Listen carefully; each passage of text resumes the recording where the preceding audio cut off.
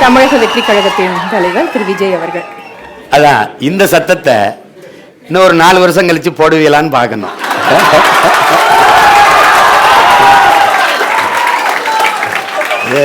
அது அவரும் புதுசாக வந்து களத்தில் நிற்கிறாரு. இப்போ அவர் இதில் யார் சொல்கிற கருத்துக்கள், யார் வந்தால் நாடு மக்களும் நல்லா இருக்க முடியும், நிம்மதியாக இருக்க முடியும், எது சரி என்பதை தேர்வு செய்கிற அந்த முடிவு மக்கள் கையில் தான் இருக்கு. நம்ம வந்து இது நீங்கள் செய்யுங்க அதை செய்யுங்கன்னு சொல்ல முடியாது. என்னதான் இலையில் சாப்பாடு பரிமாறினாலும் எதை சாப்பிடணும் எதை நிராகரிக்கணும் முடிவெடுக்கிறது சாப்பிட்றது தான் முடிவெடுக்கணும். அப்போது புதிதாக களத்தில் நிற்கிறது, எந்த பொறுப்புக்கும் வராமல் இருக்கிறது நானும் அவரும் தான். அவர் தம்பி புதுசாக வராரு, நான் 15 ஆண்டுகளாக அந்த களத்தில் 10 ஆண்டுகளாக தேர்தல் களத்தில் நிற்கிறேன். 15 ஆண்டுகள் ஆயிடுச்சு. 2016 வந்து இப்போ 26 10 ஆண்டுகள் தொடங்குது. இந்த தேர்தலில் பொது தேர்தலில் நிற்கிறோம்.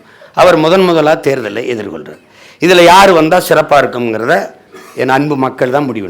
நாங்கள் 2 பேரும் தான் புதியவர்கள். எங்களுக்கு தான் நீங்கள் வாய்ப்பு தந்து பார்க்கணும். ஏற்கனவே ஒரு ஆட்சியில் அந்த ஆட்சி நல்லா இருக்கு தொடரணும்னு வாய்ப்பு அளிச்சிங்கன்னா அதை வரவேற்போம். அது ஒன்றும் பண்ண முடியாது. இல்லை இதை மாற்றணும்னு நினச்சிங்கன்னா வாய்ப்பாக நானும் என் தம்பியும் தான் இருக்கோம். அதில் நீங்கள் எங்களில் தான் யாராவது ஒருத்தரை தேர்வு செய்யணும்.